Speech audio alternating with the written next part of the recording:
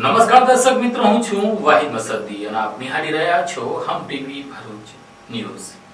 હવે નિહાળીશું આજના મુખ્ય સમાચારો।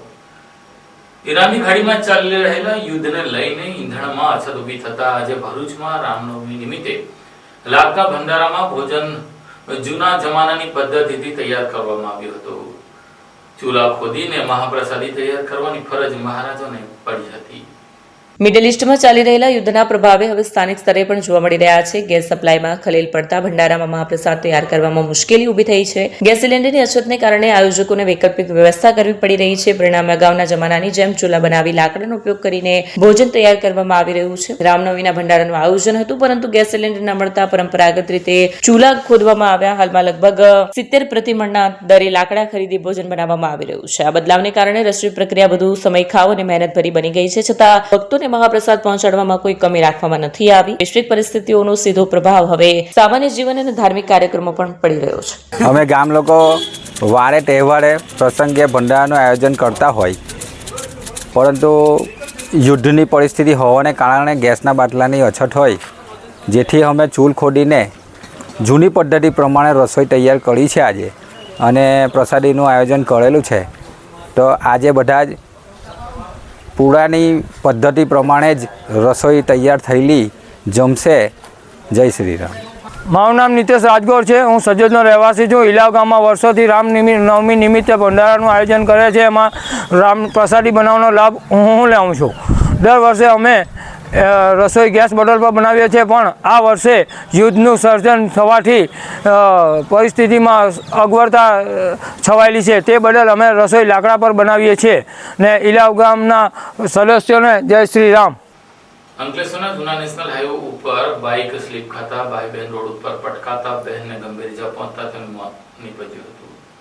અંકલેશ્વર નજીક જૂના નેશનલ હાઈવે નંબર 8 ઉપર થયેલા માર્ગ અકસ્માતમાં કોલેજમાં અભ્યાસ કરતી યુવતીનું સારવાર દરમિયાન કરુણ મોત નીપજતા પરિવારમાં શોકની લાગણી ફેલાઈ ગઈ છે। માસોડ તાલુકાના બાડોદરા ગામે રહેતા મહેન્દ્રકુમાર ભગુભાઈ પટેલની પુત્રી સ્નેહા કુમારી ભરૂચ સ્થિત જેપી કોલેજમાં અભ્યાસ કરતી હતી। પરીક્ષા પૂર્ણ થયા બાદ તે પોતાના માસીના પુત્ર સ્મિત કલ્પેશ પટેલ સાથે યુનિકોર્ન મોટરસાયકલ GJ16BF 7796 ઉપર પાછળ બેસી ભરૂચથી અંકલેશ્વર તરફ આવી રહી હતી। તે દરમિયાન જૂના નેશનલ હાઈવે નંબર 8 ઉપર છાપરા પાટિયા કટ પાસે મોટરસાયકલ ચાલકે વાહન પૂર ઝડપે અને ગફલતભરી રીતે હંકારી અચાનક બ્રેક મારતા મોટરસાયકલ સ્લીપ થઈ જતા બંને રોડ પર પડી ગયા। અકસ્માતમાં સ્નેહા કુમારીને માથાના ભાગે ગંભીર ઈજા પહોંચતા તાત્કાલિક તેને સિવિલ ખસેડવામાં આવી, જ્યાં સારવાર દરમિયાન તેનું મોત થયું। અકસ્માતમાં મોટરસાયકલ ચાલક સ્મિત કુમાર પટેલને પણ પગ તથા હાથના ભાગે ઈજાઓ પહોંચી હોવાનું જાણવા મળ્યું છે। ઘટના અંગે મૃતકના પિતા મહેન્દ્રકુમાર પટેલની ફરિયાદના આધારે પોલીસે મોટરસાયકલ ચાલક સામે બેદરકારીપૂર્વક વાહન હંકારી અકસ્માત સર્જવા અંગે ગુનો નોંધી વધુ તપાસ હાથ ધરી છે।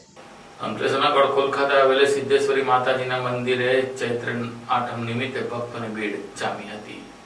અંકલેશ્વર તાલુકાના ગડખોલ ગામ નજીક આવેલ પૌરાણિક સિદ્ધેશ્વરી માતાજીના મંદિરે ચૈત્રી નવરાત્રીની આઠમ નિમિત્તે વહેલી સવારથી જ ભક્તોની ભારે ભીડ જોવા મળી। દૂર દૂરથી ભક્તો માતાજીના દર્શન અને આરાધના માટે ઉમટી પડ્યા। અંકલેશ્વરના ગડખોલ ગામ ખાતે આવેલ સિદ્ધેશ્વરી માતા મંદિર ભક્તોની અખંડ આસ્થાનું કેન્દ્ર છે। લોકમાન્યતા મુજબ કપિલ મુનિ દ્વારા અહીં માતાજીની આરાધના કરવામાં આવી અને ત્યારબાદ માતાજી સ્વયં પ્રગટ થયા હોવાનું માનવામાં આવે છે। આશરે 800 વર્ષ પ્રાચીન ઇતિહાસ ધરાવતા મંદિરે વર્ષભર ભક્તોની અવરજવર રહેતી હોય છે। ચૈત્ર નવરાત્રીના પાવન અવસરે ચૈત્રી આઠમ નિમિત્તે મંદિરમાં વિશેષ પૂજા અર્ચના, આરતી અને માતાજીના જયઘોષ સાથે ભક્તિમય માહોલ સર્જાયો હતો। ભક્તોએ માતાજીના દર્શન કરી આશીર્વાદ પ્રાપ્ત કર્યા। સમગ્ર મંદિર પરિસર ભક્તિભાવ, શ્રદ્ધા અને ઉત્સાહના રંગે રંગાઈ ગયું હતું। અંકલેશ્વરની રાજપીપળા ચોકડી નજીક આવેલા ભાનુશાલી માર્કેટમાં આવેલી મેલડી માતાજીના મંદિરે આઠમ નિમિત્તે ધાર્મિક કાર્યક્રમો યોજાયા હતા। અંકલેશ્વરની રાજપીપળા ચોકડી નજીક ભાનુશાલી માર્કેટ પાસે આવેલ મેલડી માતાજી મંદિર ખાતે ચૈત્ર આઠમના પાવન અવસરે ધાર્મિક કાર્યક્રમો સાથે મહાપ્રસાદીનું આયોજન કરવામાં આવ્યું। મંદિર ખાતે ચૈત્રી આઠમ નિમિત્તે વિશેષ પૂજા અર્ચના, યજ્ઞ અને ધાર્મિક વિધિ યોજાઈ। વહેલી સવારથી જ ભક્તો દર્શનાર્થે ઉમટી પડ્યા, માતાજીના આશીર્વાદ લીધા, યજ્ઞના દિવ્ય દર્શનનો લાભ લીધો। સાંજના સમયે મોટી સંખ્યામાં ભક્તોએ મહાપ્રસાદીનો લાભો પણ લીધો। ધાર્મિક માહોલ વચ્ચે સમગ્ર કાર્યક્રમ ભક્તિમય વાતાવરણમાં સંપન્ન થયો હતો।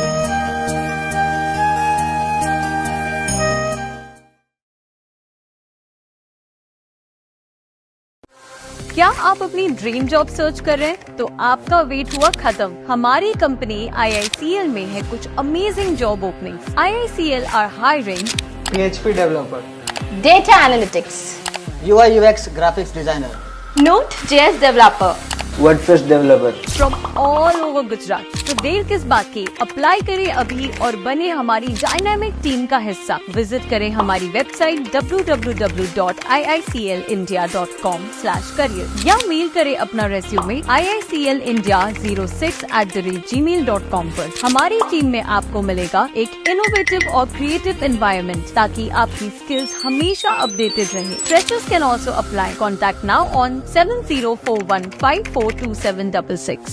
ભરૂચમાં ચૈત્ર નવરાત્રી લઈને આજે આઠમને પર્વને પગલે પાંજરાપોર ખાતે વિવિધ ધાર્મિક કાર્યક્રમોનું આયોજન કરવામાં આવ્યું હતું।